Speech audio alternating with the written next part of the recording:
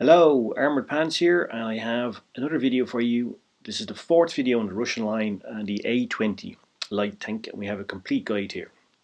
As always, we will look at the tech spec first in detail, and we will use Blitz hanger for that, which is a fantastic asset, and as I said before, I'd recommend you use it. Now the A-20 is preceded by the BT-7, and next up is the T-34 or the KV-1. KV-1 is a heavy tank, T-34 is a medium tank.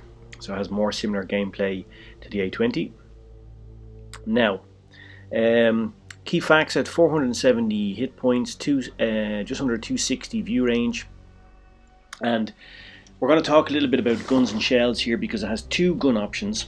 Both are tier 4 guns, but they're both very different. So one is a lower caliber 45mm gun, the other one is a larger caliber gun up at 76mm, and then there's different shell types available on them. Now, of course, the temptation is to go with the larger caliber gun because it has, the most damage, etc. However, I'm going to recommend to you the first time you play the tank to go for the smaller caliber gun. And why am I going to do that? Well, there's a few reasons, and I think that it's important that we discuss it in a bit more detail because there's a big difference between the guns. And there's also some muzzle velocity and gun barrel dynamics at play here. So I think we should spend a little bit of time and just look into the the guns and the shells. So the larger gun, as I said, is 76mm. It has two shell types. It has AP and it has heat, which is high explosive anti-tank round. The heat round, like an APCR round, is a premium round. It does less damage, but it has much more penetration. Now, the problem with heat is, though, you haven't used it before, and heat, the shells operate in a different way to armor piercing AP or APCR. They actually, when they hit the tank, the shell actually injects molten liquid metal into the opposition tank. However, to do that, it must hit the tank flat on, and it must hit flat armor. If it doesn't, it's going to bounce, it's not going to do damage. So therefore, it requires more experience, etc. So therefore, the 45 caliber gun using APCR and AP, and APCR, as you can see here, also is a premium round. It does less damage, but has more penetration. It's easier for you if you're less experienced. So therefore, first time you play it, I'd recommend just use the smaller gun with the APCR and the AP. Plus, you get to fire much more shots and do more damage. So therefore I'd recommend it. And remember, guys, once you perfect it on the lower caliber gun, you can always go back and mount the higher caliber gun and take it out and see what you think. But the first time you're playing it, I'd recommend a lower caliber gun for the reasons I've just explained. Now, the tank itself is very fast. It used to be a lot faster, by the way. It used to be one of the most powerful tanks in tier 4. Got nerfed after version 5.5, but let's forget about that. It's gone, it's in the past, no point crying over spilled milk. Now it has a single shot gun. It's slower than it used to be. It only does just over 40 kilometers an hour now, but it's still pretty fast. It has a light tank, which means it has a light tank camo, which means your camo is active when you're moving. Plus you have higher camo numbers, it's difficult to be spotted. And you need to use this because, as you saw there in the armor profile, it doesn't really have any armor. So its only major defense is its movement. But if you look at the shape of the tank, it does have quite a lot of sloped armour on it. And this is actually a forerunner to the T-34, which had fantastic sloped armour and has also in this game as it did in history. So when you're moving at high speed, you will bounce shots in this tank, even though that same armour would not bounce those shots if you remain still. So therefore speed increases your armour profile in effect, if not in reality. So what we need to do is keep moving in this tank. You can see the turret will bounce some shots from you. The turret is small, it's angled, it's difficult to hit, and it also has some decent armor on it. So the turret will bounce shots from you. The body of the tank, not so much, but if you're moving, and if you're also creating angles when you're moving, then you will bounce some shots. If you've played against this tank already, you will see that this actually happens quite often. So, as we say, stopping is dropping, moving is grooving. So in a tank like this, don't stay still, particularly out in the open. Stay in cover. When you're moving, move fast, move into cover. And then if somebody does get a bead on you, it's more difficult for them to shoot at you, to aim, and if they do shoot, there's a good chance you'll bounce with the angles on that tank. So that's basically the tactics that we're going to use. This game is at 4 to spare. As I've said to you before, this, Mirage and Mines are the 3 most popular maps you play in the lower tiers. So watch the map tactics here. If you watch my other videos, you'll know that this is a tactic I use on this map all the time. When I'm in a light tank or medium tank, I go straight up the middle to where the base is. Don't go into the base, obviously that's a stupid idea because it signals your position to the entire enemy team and they know where you are, so that's why don't go to the base. But we go straight up. I'm using the light cover of the 2 bushes, and here I spotted the enemy. There's the M7, didn't pen him. The M7 has a fantastic armour profile. I've actually done a video on that as well. If you want to have a look on channel, even if you're not doing the German line, you should have a look at it because, as I've said before, and as it's in the Blitz Buddy app, you should know the tanks not only that you're playing, but that you're playing against, because it's important to know what tanks you can pen, how to pen them, what their speed is, their reload, etc. It gives you a huge advantage if you know your enemy. Haven't I heard that somewhere before? Know your enemy? Anyway, so the M7 is difficult to pen, but that's why you use the APCR. We spoke earlier about premium shells.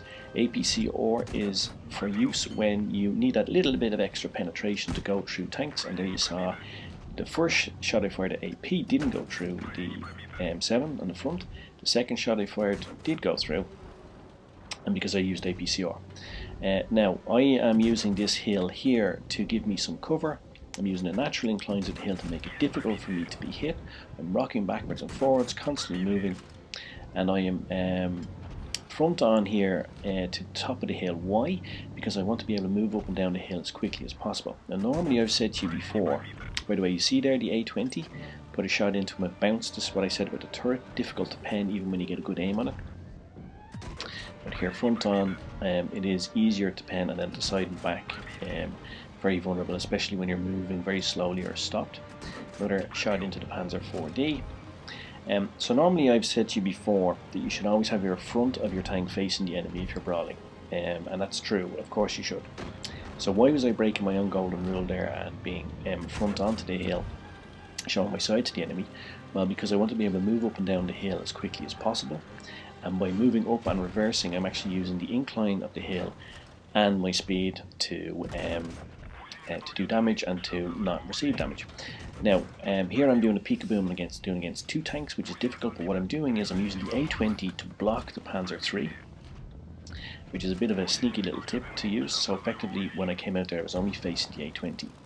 Help arrives now, and this is super team play by my ally, because you should always go and help your teammate. He saw I was 2v1, came to help me, and we actually win this confrontation, this peekaboo brawl here, because he came to help me.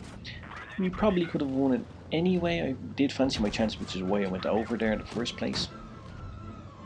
But of course, it wasn't a certain outcome. But once I got some help, then you can see that he actually pushed the balance, so that M7 really helped me there.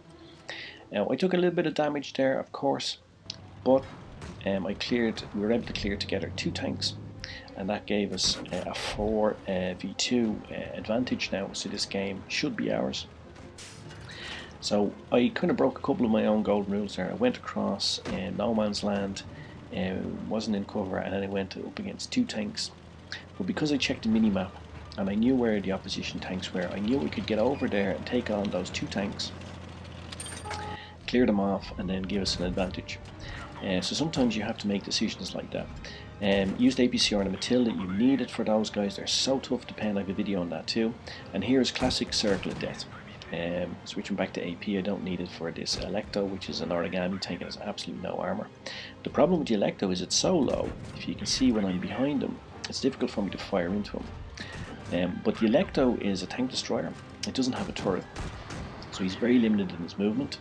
So he cannot turn on me. So all I need to do is just keep behind him and to the side. He can't hit me, and that's classic Circle of Death, or hugging it's called. And you should practice that technique maybe even in a training room, because once you learn that, you can take out tanks with large guns like that very easily. And that Electo was quite a good player, as you saw there. He finished top of their team. He did get 1 big shot into me, but once I was able to use the speed of my tank to get around him, it was game over.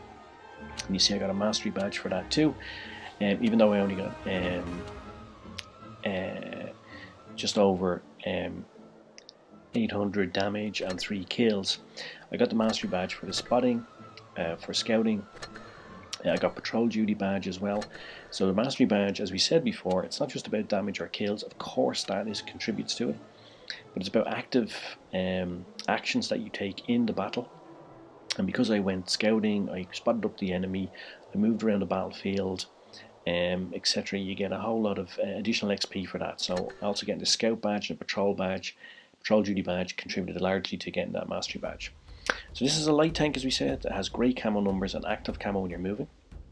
For the start, as I said, use the lower caliber gun. It's more reliable, in my humble opinion, than the other one as well, due to the short, stubby nature of the barrel on the A-20.